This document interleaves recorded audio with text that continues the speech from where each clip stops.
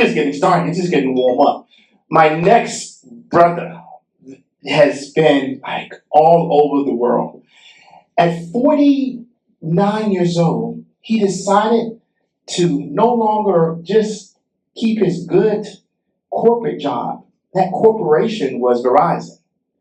And, sometimes we have golden handcuffs on, right? Because he was living good but he realized that there was a lot more that he could be and a lot more that he could do. He took those handcuffs off. He didn't stay home, though. He literally jumped into an industry that's literally drowns so many other entrepreneurs. I'm talking about the film and production. I'm talking about entertainment. Not just entertainment from movies and entertainment from stage plays, but he wrote, I think it was like 13 plus books. 19. See, 19 books. He wasn't happy with just one book.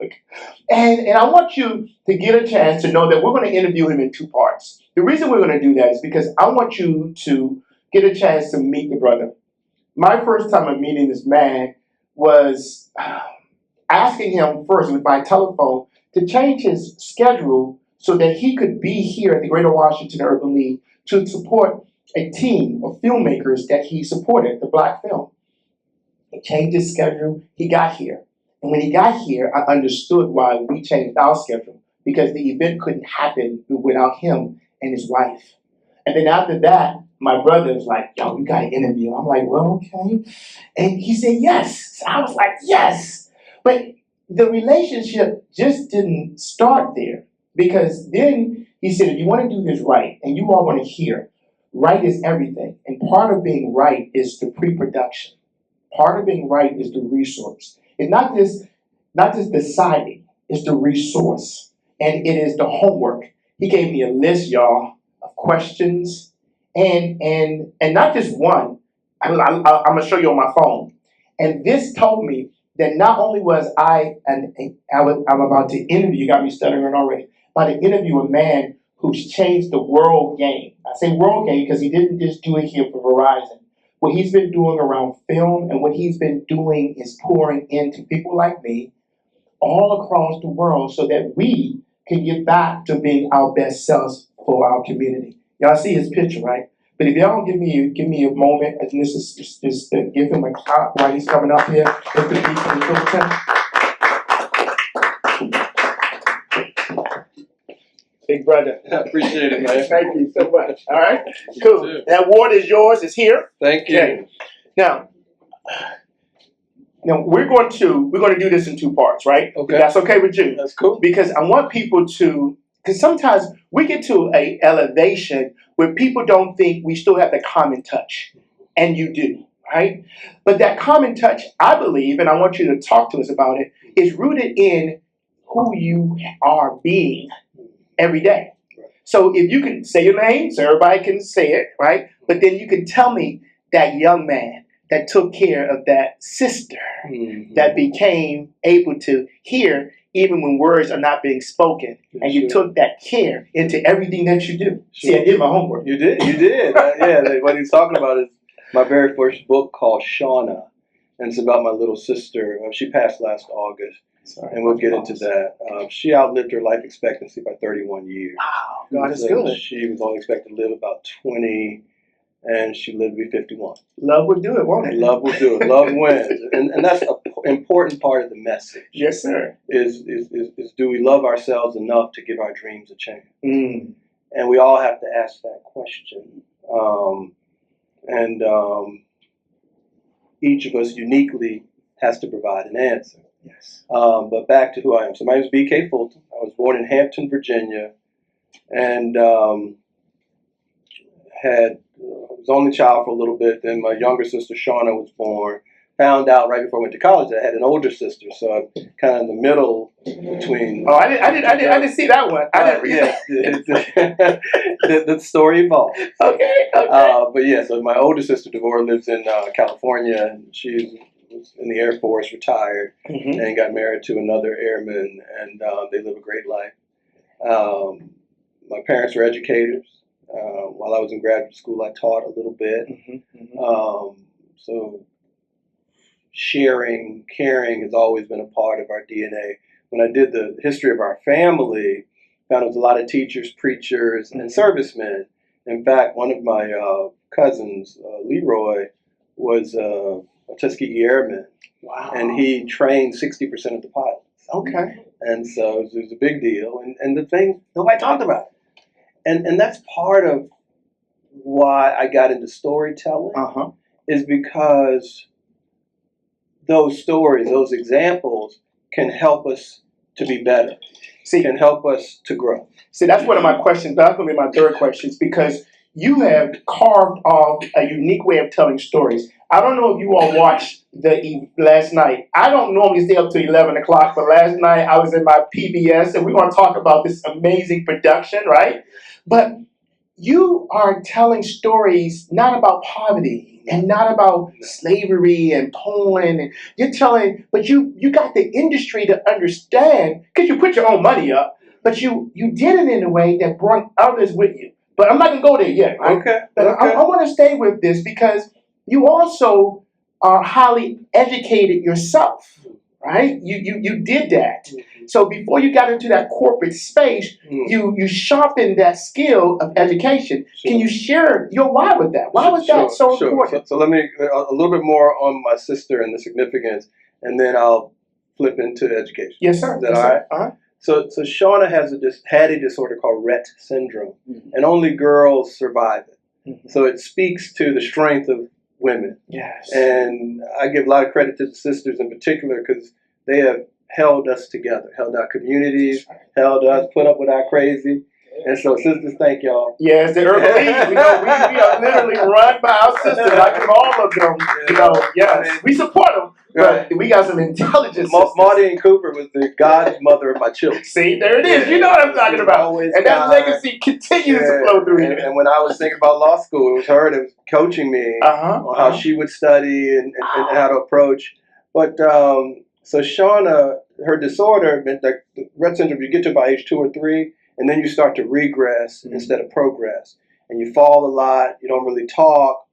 But if people paid attention, she communicated. Yes. And so she might stick a leg out a certain way if she had to use the bathroom. She might make a certain sound if she was hungry. Yes. And as a young boy, adolescent, getting ready to go to college at some point, it was my job to take care of her and make sure she was good. Because I couldn't go play with my boys, couldn't go shoot no hoops until she was okay. My parents got home. Yes. So I made sure she was okay. I didn't know. They say God doesn't put more on you than you can handle. That's right. And what doesn't break you makes you stronger. Amen. And so learning to care for somebody that has special needs taught me to be a little bit more sensitive. Y'all see his face, right? A little bit more empathetic. Yes. So I could, when I'm sitting in a boardroom, I can tell who's telling the truth. I can tell who's lying. I can tell who I got to work on a little bit more. Superpower. Because it's a superpower. Yes, sir. And human beings are capable of it. But if you're the alpha male, you never develop it. Yes. Then that motherhood, you just don't necessarily have it. And so a lot of my colleagues didn't. So it was always an advantage. How do you always pick the right door?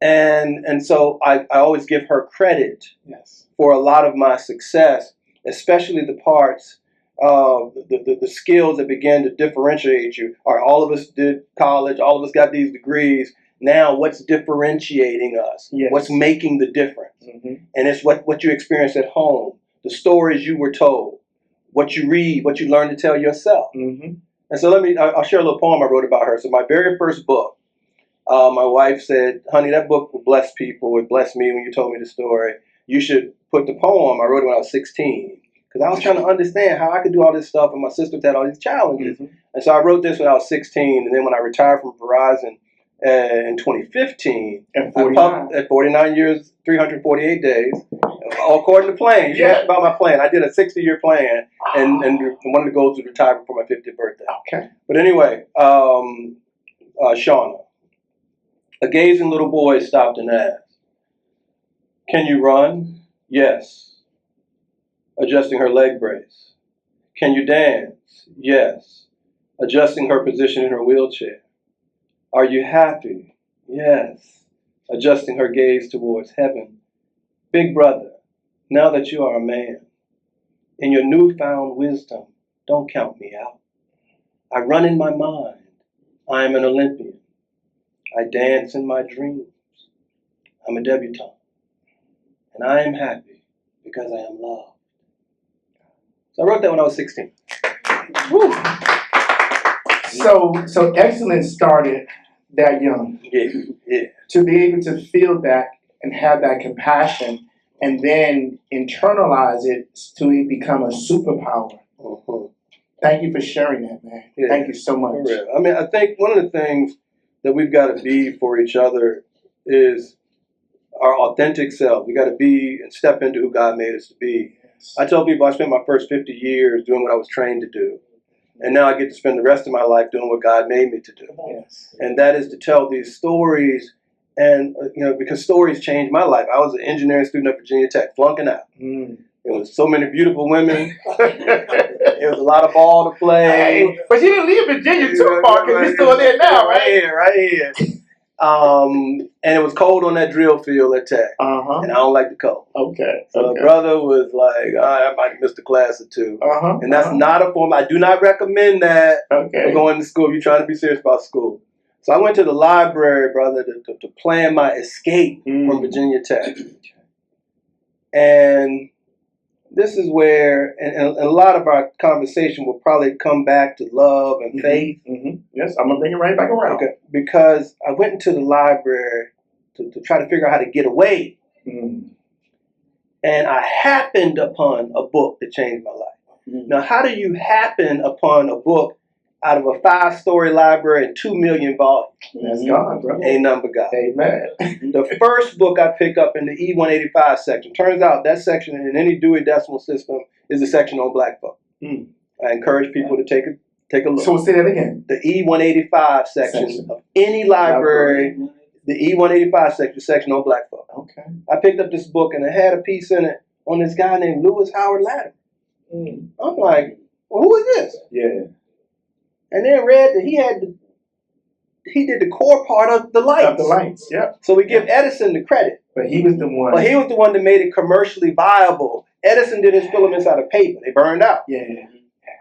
Latimer did carbon. Yeah. They last. So that gave us the commercial light bulb. But he also wrote the very first book on incandescence. I didn't know that one. New York City was the first city to be lit up. Yeah. Latimer headed the project. New York, Philadelphia, Montreal, and London, all headed by Lewis Latimer. And the value of it in community is the light. It's the yeah, exactly. Yeah. I worked at the phone company. I used to be president of Verizon. Yeah.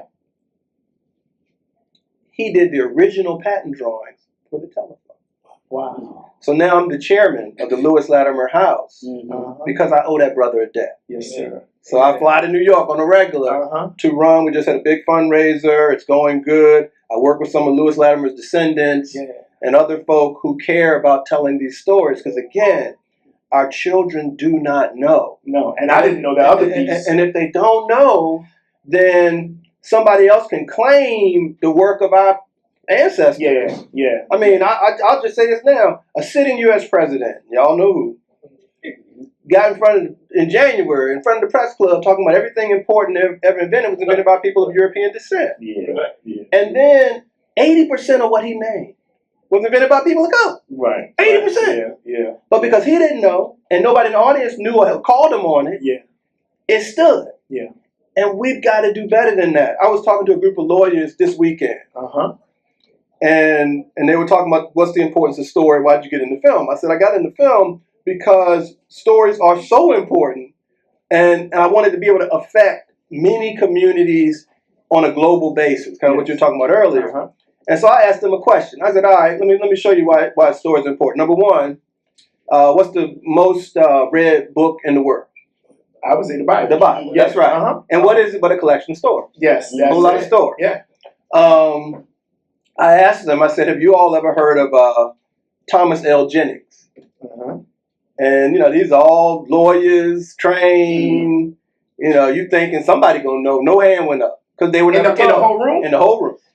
In the whole room. Okay. So I was like, well. We can keep that door open. I was like, Thomas L. Jennings. All right, I said, well, then how many of y'all go use a dry cleaning service. Every hand went up. Okay. I was okay. Well, Thomas L. Jennings was the person that invented dry cleaning. Yeah.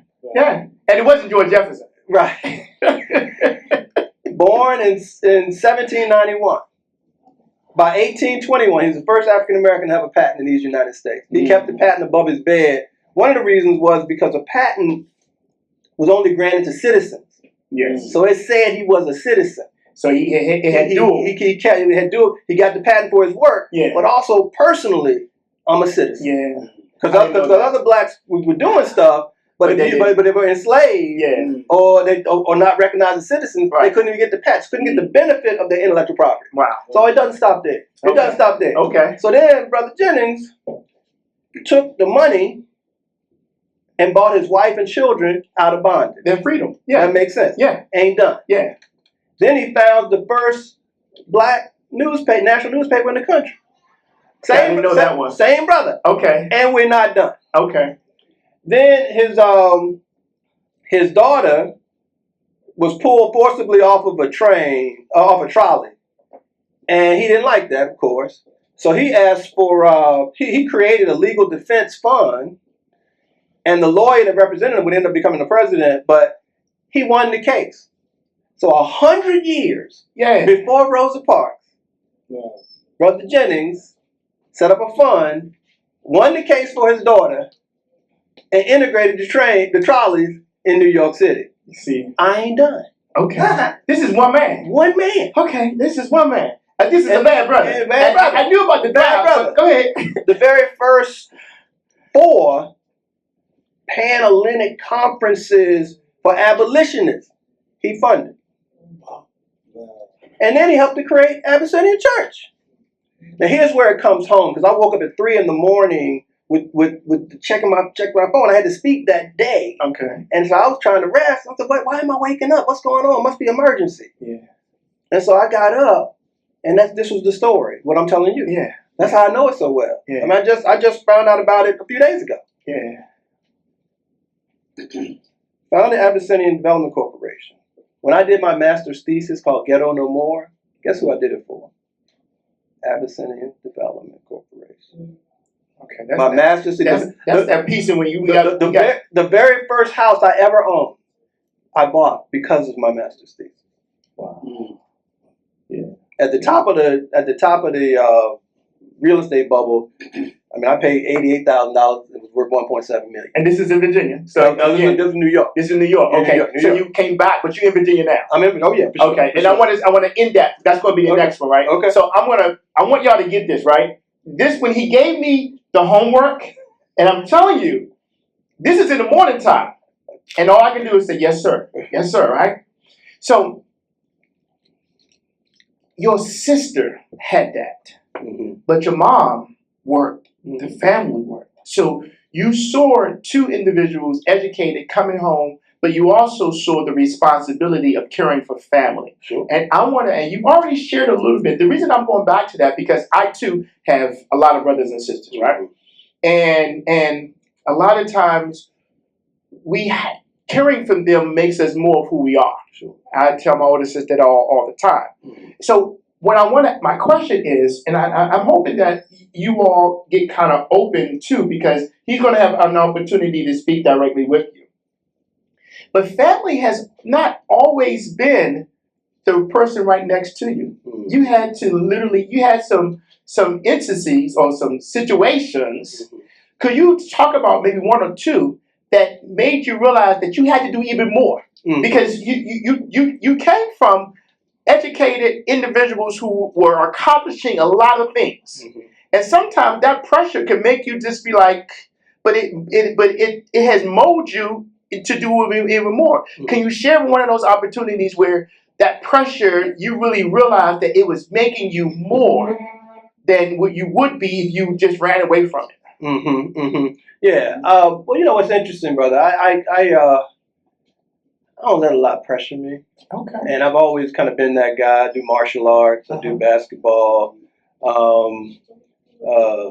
There's singers in the family, so I might try to hit a note or 2. Okay. I believe that I can do anything I set my mind to.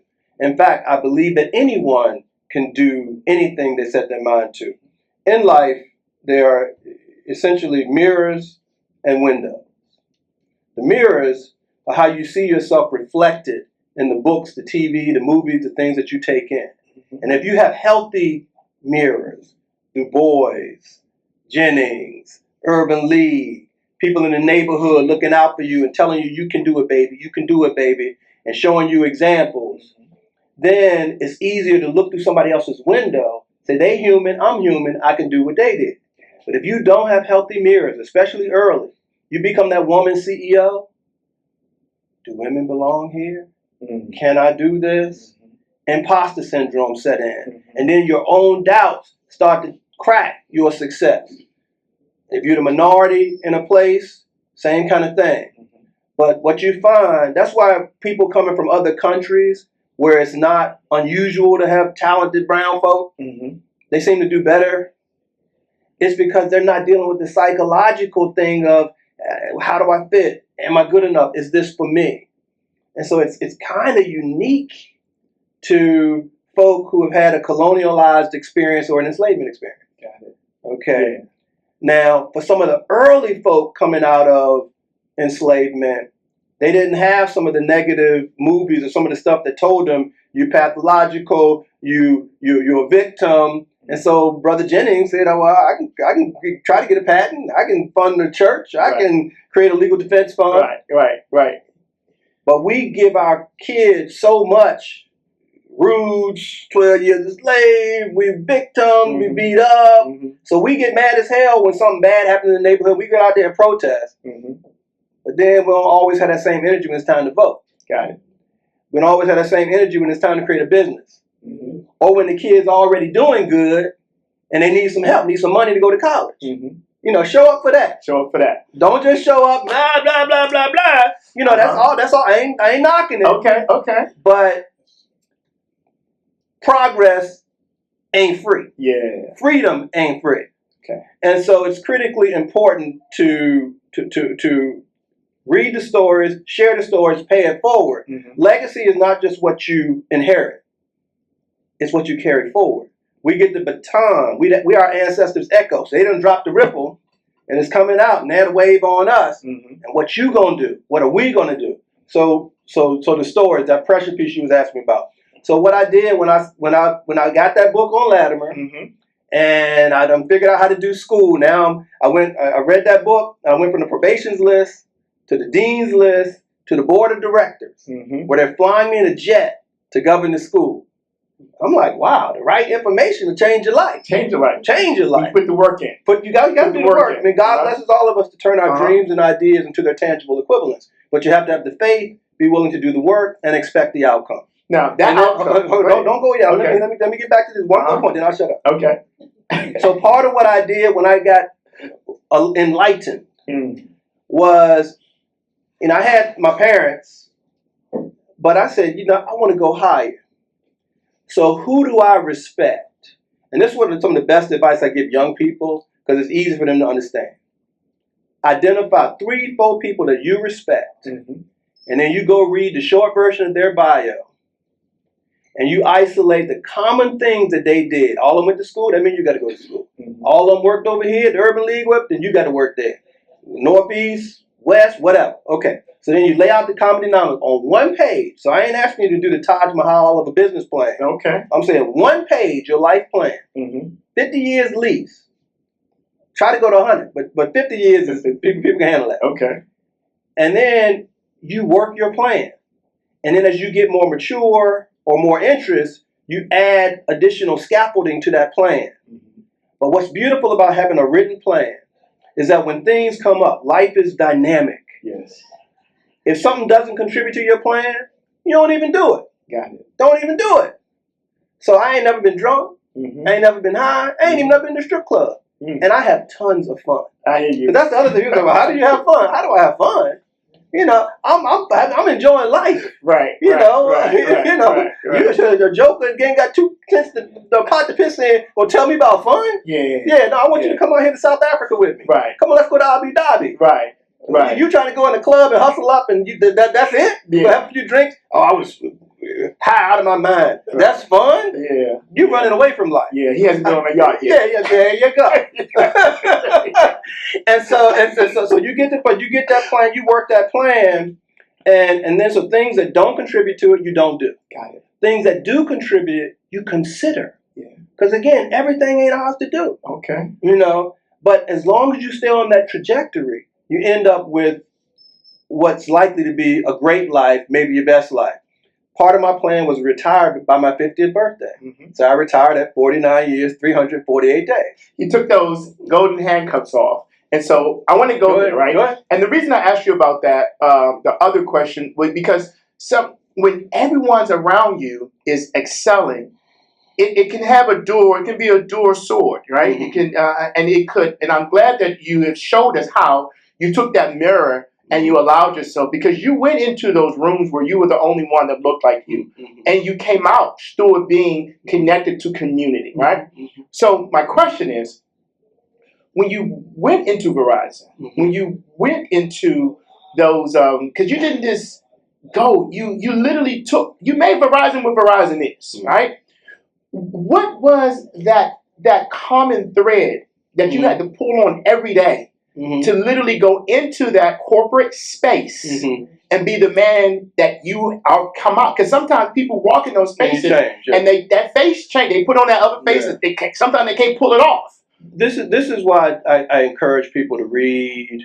Bottom line is you have to know who you are. Yes, sir. I know who my parents are. I know how they raised me. I know the experience that I had, helping to raise my little sister, and so there's a certain kind of confidence that comes with being comfortable with who you are. Mm-hmm. And then the more I read about me and our people, the more that confidence built to the point where it was unshakable. I'll give you probably one of the best books for Black men. I wish there was a companion for the sisters. The gentleman who wrote the book died before he did the one on women. Mm-hmm. But what if I told you that in 1887, and I'm not misspeaking, 1887. Now, most of the brothers and most people in this room will not have heard of this book. And that speaks to part of the problem. Mm-hmm. But in 1887, Reverend Dr. William Simmons published a book called Men of Mark. Men of Mark. Okay. I see some phones doing it. I know I'm going to get this. Men of Mark. 1,300 pages of essays on successful Black men, no more than 25 years out of bondage. Mm. He was Ida B. Wells' mentor. When he wrote the book, he was the president of Kentucky State. And this is part of the preamble. Let's see if I can get it right. I wrote this book because I noticed over the years that most of the men and women of most of my students had no idea of the accomplishments of the men and women of our stripes. And I realized that if I could show them that these men and women could be successful no more than 25 years out of bondage, they would know that they can be successful too. Oh, I'm going to get that book. That's why he wrote the book. So the first 10%, 15% is people you heard of. Yeah. Frederick Douglass, yeah. Booker T, William Still. But like most of it, it's like, what? How come nobody ever told me about that? It should be like training 101. Yeah. Big civil rights guy, C.T. Vilken. Uh-huh. So I was at the opening for the Monument Park with Brian Stevenson. He went to law school with my wife, so we're friends. And C.T. Vivian, he was one of the reverends at Martin Luther King. Mm-hmm. I mentioned the book to his great granddaughter, and she's like, "Oh my God!" I said, "What's wrong?" She's like, "That's the book." I was like, "What do you mean that's the book?" She's like, "Great grandfather used to tell us that when he was rummaging around the house and a book fell on his head, and that's how he got in civil rights. And he said the name of it was Men of Mark." Wow. And he saw the book and saw what was possible. Yeah. I read 5 to 7 books a month still. Yes. Because of the power and the knowledge that's in them. I can get my degree. I mean, I've been to Harvard and Virginia Tech and all these places, mm-hmm. but I can assign myself the reading list. I don't have to trust me, you are. He does this because in my research, the book that you the blueprint. Yeah. So a lot of, and then I'm going to land this plane because we want to give everybody an opportunity to get some of that good angry jerk. And I'm telling you, yes, and that peach cobbler, I have mine here because I didn't want to forget this, right? So we are we're at your beginning, right? And we're talking about the time that you were in Verizon. But a lot of us now are in a space where we're being literally forced into our next. You chose to jump into that next. And you jumped into the next, into an industry where, like you said, you took an ethics of who you are and changed that game also. Because you weren't talking about, I don't know if you all, I'm going to mention when we come back about the show, WD, The Boys, that was on last night. That I thought I knew, but the context and the way you delivered it. And I love the way you also, this is really elegant storytelling. When you can talk about Booker T and Double D in a way that gives them both respect and wove in how they both were human and right, but at the same time had their limitations. And you did that in such a respectful way. So my question is, how were you able to decide, other than you gave us a little idea that you was on your blueprint, how did you decide to walk away at that peak of your performance from Verizon into winning stage plays and redoing The Wiz and all the other things? What was that bridge like that you had to build? Well, at some point you realize you got enough, and then at some point you realize that you are enough. And once you walk into your life, your challenges, anointed, not in fear, you become in alignment with your assignment. And God doesn't put more on you than you can bear. I realized that I could have stayed at the company and made a little bit more money. It wouldn't have made a big difference in my life. But if I could take what I had learned and share it with the people I love the most, I could make a big difference in their lives. And I wanted to do with storytelling what was done for me when I picked up that book that mentioned it was Howard Latimer. A lot of us say things and they sound beautiful, but when you think about it strategically, it's some limitations. So each one teach one. Most people say, yeah, right on, do that. I'm not a fan of that. Okay. Because it's a limited strategy. You got one. Each one teach one. So he teach this one. When he go, still got one. No growth. It's just flatline. If I want a whole community to shift, each one teach as many as you can. Each one teach as many as you can. You can get 10. This brother can get 5 or 50. Somebody else can get 1 million. I realized with media, millions of people see my shows. I mean, that show on The Boys last night was in, 100 million households? Yeah. 100 million. I called a couple of people like, you get on this show. I mean, Susan Taylor, former editor of Essence Magazine, she was blasting everybody. Y'all got to see this, got to see this. I mean, the Knicks was playing last night. So the fortunate thing for us was the documentary was on the same time the ball game. And the game, Knicks was getting blown out. Okay. I ain't heard about that. Right. So people were watching our joint, and then something that they heard, wait a minute, the Knicks coming back. Put it on DVR, cut the game back on. So people recording it, they're going to watch it. But we have a really tremendous response to that storytelling. And so for me, it was not each one teach one, but each one teach as many as you can. And media allowed me to put these stories and this love on megaphones. It's almost like when women and minorities get to tell their stories, especially on the big screen, too often it's through this prism of sorrow. Yes. And so you see our pathology, our pain, Boys in the Hood, Pookie got shot. I'm trying to get Pookie a break. Okay? There's so many other stories. And then it turns out, and I just told some folk this recently, there's a whole new institute that's created in Richmond around enslavement. It's beautifully done. Speakers, and you walk up to stuff, a motion detector, it start talking to you. But it's about slavery. I said, every story has a right to be told, my brother. But is there a possibility that you are unwittingly contributing to our own sabotage? Now think about that. And he was like, why you say that? I was like, because, one, people gonna come in here and see all this pain, they ain't gonna come back. Number two, of everything about our history that we've been told, what's the part we get told the most?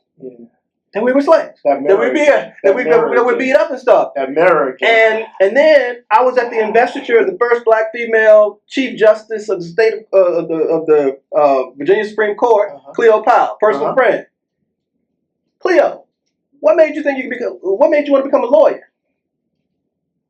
Did she say slavery? Did she say any of that stuff? I was a little girl. A dude came in looking nice, smelling nice, had a nice car. People treated him a certain way. I said, "Who?" She said, "Who's that?" "Oh, that's a lawyer." She said, "That's what I want to do." I want to be. That's how it works. That's how it works. You know. Wow. And so, but we decide that we're gonna show all our pain and pathology as if. Or is it that they decide? Well, somebody decided. Okay, got it. But the point is, we center that. Yes, we do. And not our excellence. Yes. Not the excellence before we got here. Yes. Not the excellence while we've been here. Yes. And not the excellence that we will achieve in the future. And so, but if I want to help you to believe you can do it, that book by Brother Simmons becomes required reading. Yeah. Because then it's like, the Bible saying nothing new under the sun. Turns out we've been doing businesses for a long time. Yeah. We've been lifting for a long time. We've been making our way out of no way for a long time. Yeah. Here's the thing. I was in Charleston, so they invited me back. I was a little surprised because I said something to them. You told the truth. I told the truth. I said, y'all ain't gonna like this when I finish, but I'm gonna tell you. And it was about $1 billion in the room, about 300 businesses, and I was the keynote speaker. And I said, I know y'all unhappy with the current administration and how they cutting your money and your minority supply funds and all this and that. I get it. I don't like nobody messing with my money. That said, y'all heard of Black Wall Street, and there's all different places, not just Tulsa. I was just there in Tulsa. Yeah, go ahead. But Tulsa, there's one in Richmond, Winston-Salem, Durham, all over the country, around here in Washington. Said, now, back then, ancestors didn't have a friend in the White House. They weren't even citizens. Right. Didn't have all these programs. Barely had a friend in the State House. But they had enough sense to love and look out for each other. And that money circled and in that community. Guess what? That was enough. Yes. I said, now here's the part that y'all can get mad about. I just gave y'all some facts and truth. You can go look them up. But this is the part that's might piss some of y'all off. I hope it doesn't. And again, I feel like I'm just telling the truth. I'm willing to bet $50,000 right now. You got everybody's ears. that less than 20% of you do business with each other on a consistent basis year over year. Yeah. Anybody want to take that bet? Hey, in that room, even in this room, when I ask people that I'm interacting with, when the last time you've been to an African American, I'm like, business. There you go. And they're like, I said, well, okay, can you name one that you would do business with? But that's going to lead me to my next question, because when we come back, see, at the Greater Washington Urban League, we give hands up, right? And when part of that is about entrepreneurship and giving you the skills to be self-sufficient. And that goes back to that mirror. That's what our ancestors did. So, but we are in a time frame when we are so much in a dire of hating one another. But I don't want to go there yet, because what I want to do is to continue about this love, right? When you left Verizon, you went into this new space, and you already had the books. What I want to give all my loved ones here is that one step that is continuing to be a part of your daily step, that is continuing to make you the man that you are. And then we're going to land this plane, because I want y'all to shake his hand, and then we're going to come back, because I got another person I want y'all to meet too. Okay. I'd say the thing that remains consistent from that day in the library, where I feel like something awakened, to this day, is two things: a fervent belief that I'm enough, and then a insatiable thirst for knowledge. So whenever I see something interesting, I get to read and I get to study. My wife had level 10 out of 10 open brain surgery in our 3rd year of marriage. I moved into the hospital, canceled all my appointments, and read everything I could. She had two aneurysms and an AVM, so had a 50-50 chance of living. If she survived the surgery, she had an 80% likelihood of substantial disability. They said she would never drive. They said that we should plan for 8 months in the hospital and then 8 months at home where she would learn to walk, talk, feed herself, and use the restroom. That's what the doctor said. Well, y'all know where I'm going. I got the church folk in here. I saw her walking in. Yeah.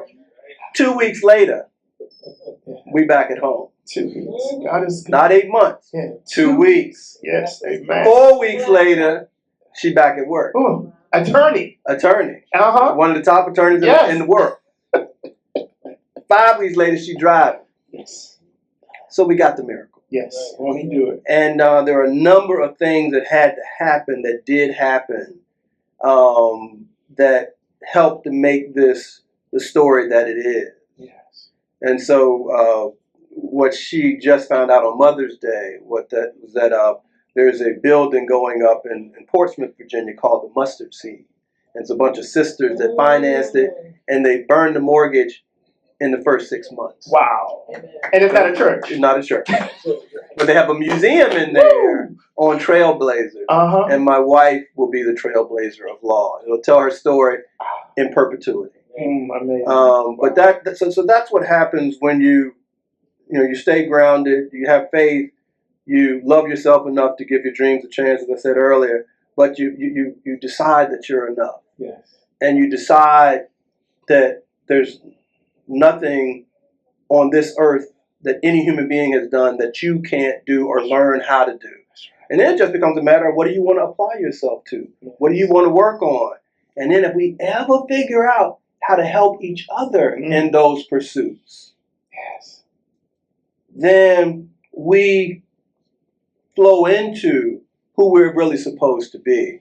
And I think when you look at nations around the world, if some of us are there, it's often these amazing stories. It's like almost like the average story from our community is a story that could be a movie. And so we just want to I want to remind people of who they are. Yes. Because we didn't come here to stay. I'm getting older now. You're getting older.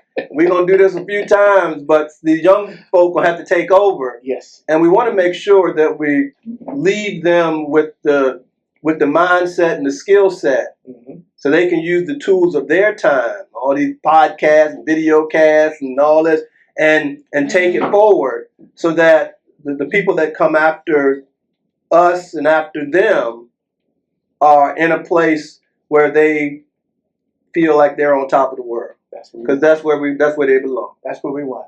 At the Greater Washington Urban League, brother, I want to thank you. But y'all, I'm telling you, there's a lot more to come. So he's only going to be here for a second.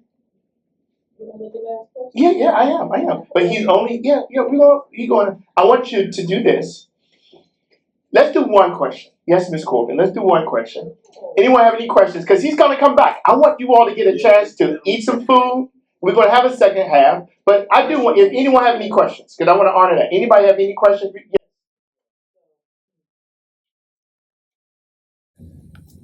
The folks who actually have to be the disruptors so that folks like us can make it through the net. What do you say to them? Because there's risk on their name. They don't get always the opportunity to get to the pinnacle because change requires pain. And if you're the pain and disruptor, the person who creates pain for the system, especially if we're talking about white corporate America, right? There's a little bit different trajectory for those folks. So what advice do you give the young folks who are tired of being tired of watching their parents, tired of watching their grandparents, and they don't have the same tolerance that we had when we were breaking and crashing the glass. They crash the glass differently. So, but what do you say to them about managing that risk, being courageous enough to stay the course, to walk in faith, wait for their miracle, and not give up when corporate America says they are something other than what God chose them to be, and that is glass crash. Okay, well, sure. I mean, I love the question because it's probably on a lot of people's minds. And the short answer is we have to teach our young people how to validate themselves. I'm not waiting for Verizon didn't validate me. Verizon didn't make me.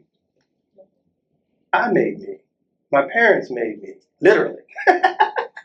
You know, but the work that I did produced the person that I am. Most people don't know this. There's no reason to. But here's the brain science on iconography, images, books, and things like that. If a child identifies with the character on the cover of a book or the inside of a book, they are 3 to 10 times more likely to believe they can do what that character does. 3 to 10 times more likely to believe. And it turns out, as Du Bois showed us with his work, most of what we're engaged in one way or another, is some sort of propaganda. It's the propaganda that tells you you can, or the propaganda that tells you you can't. When I'm coaching young people, I rarely give them ideas like change is pain and those kind of things, the premise you started off with. While intellectually I understand your point and can agree,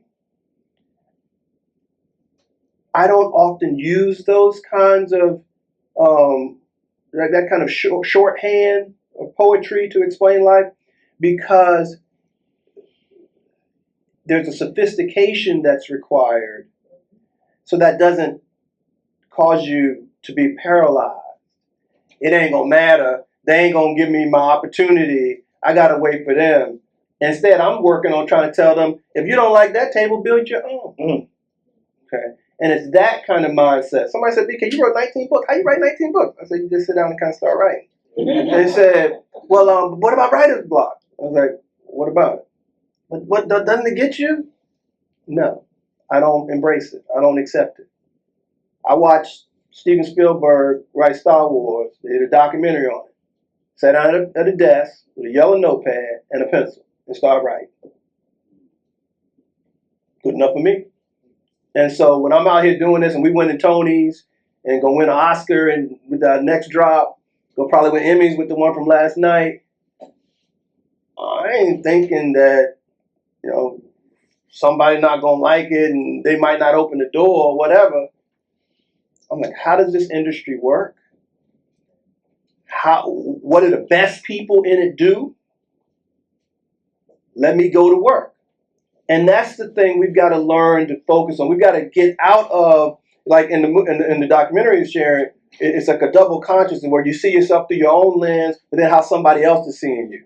And we've got to get better about programming and deciding that we're going to see ourselves as we see ourselves. And we're going to do what it is that God has us to do. And this is the other beautiful thing about it. If you're a person of faith, what's for you? It's for you. Can't nobody take that away. And so once again, when I walked into my anointing, I ain't worried about nobody else. And I figured, here's another beautiful thing.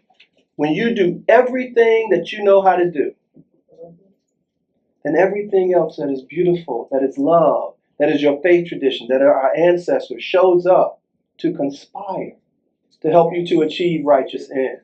That is my lived experience. This ain't some BK talking that mumbo jumbo stuff trying to get a church so he can pass the plate. No. This is me telling you what I have lived. Yeah. I was sitting in the airport right here in Washington, just to give you an example. I was working at the National Urban League, had to do a conference. I was in law school at night. Emerge magazine I had. They don't even publish that no more. I have the original. You got the original. There you go. So I'm looking through, and there's an article on Eleanor Holmes North. I was at a point where I was like, I'm working too hard. I'm trying to do the Urban League stuff, got the law school stuff. I prayed to God. I said, God, I need a sign. If I could meet somebody like this to tell me to keep going, maybe I just keep going. Maybe I should quit.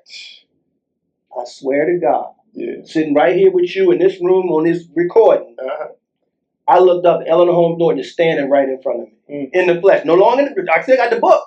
And I look up, I said, Miss Norton? Hey, baby. I said, I go to law school, and I work for the National Urban League of Law School at night. And she's like, oh, you went at night? Oh, you one of them good students. Keep going, keep going. I got to run catch a plane. Yeah. Keep going. Always moving. Yes. When you do everything you know how to do, everything else that is good, that is love, that is our ancestors, our faith tradition, shows up. People don't really know who we are. Okay, think about Harriet Tubman for a minute. We heard about her journeys and not losing a person. Okay, but I want y'all to think about this tonight. When you go home, test me on it. I dare you. Cut off all the lights in your house and walk around. Don't go upstairs. I want you to fall down the stairs. Walk around the house one time and see if you don't bump into something. Okay? Mm-hmm. Now imagine, that's from your house.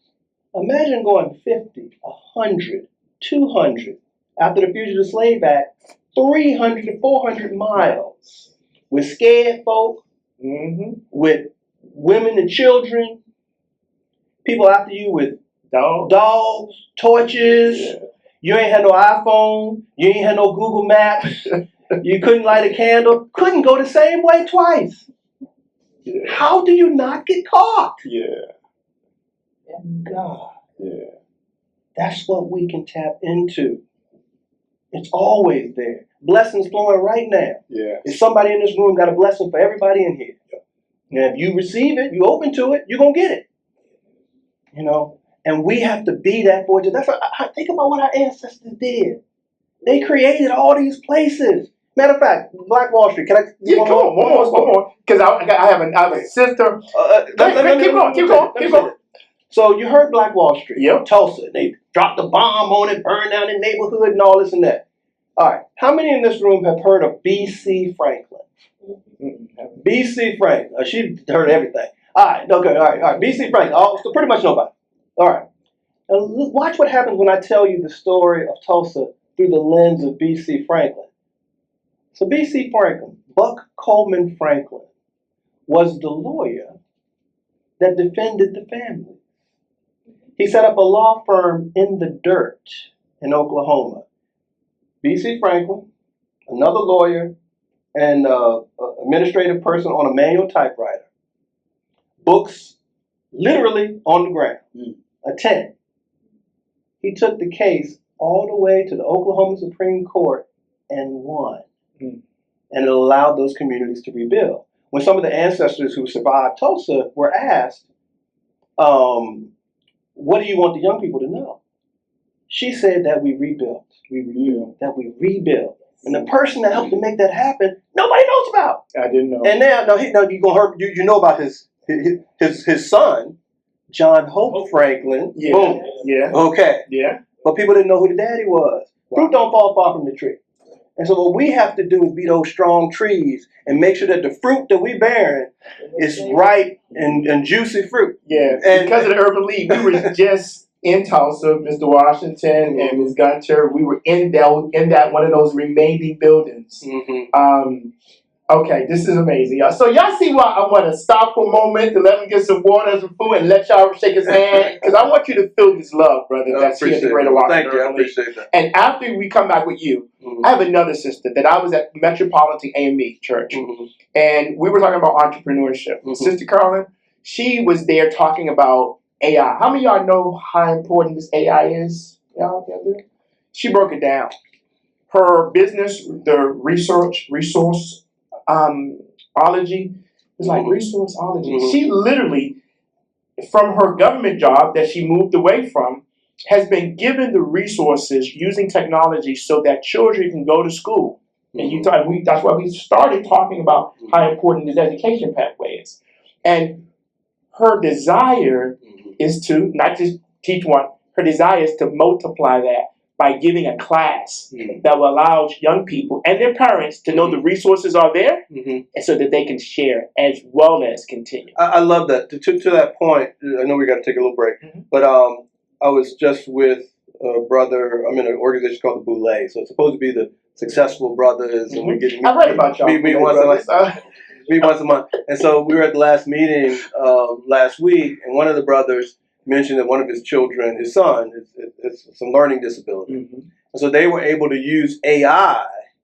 So they put in what his challenges were, and they took the lesson from school and had the AI to help them to map the lessons into the way that he understood. Ooh. You hear that, Carolyn?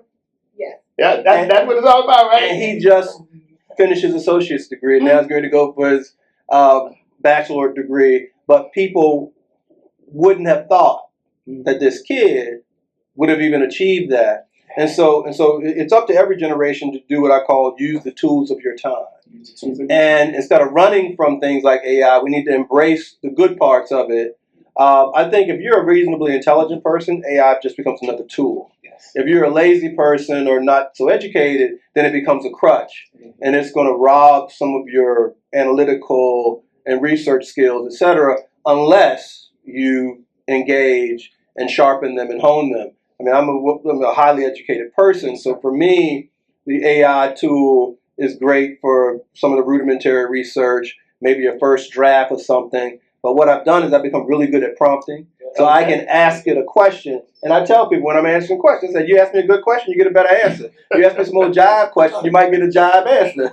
So let's match energy. And I want y'all to ask each other questions. We have our associate directors. We have other directors in here. We have our interim CEO. We have Ms. Corbin. We have Mr. Washington. We have so many people on top of food. Our vendors. Please raise your hand, my love, over there. Our vendors are here. Okay. I don't want to say the name out loud, but he's always with us. So I want us to take a 30 minutes, and if you don't know somebody, get to know them. You good? 30 minutes? That's a long break, but okay. Well, okay, 15. Okay, 15 minutes. Okay, 15 minutes. I want y'all to get to know him and get to know each other also too. Okay? All right, 15. All right, cool. I'm gonna get some of that angry. Yeah, go ahead, do it, brother. I had a little bit. All right, cool. All right. Doing all right? Doing great.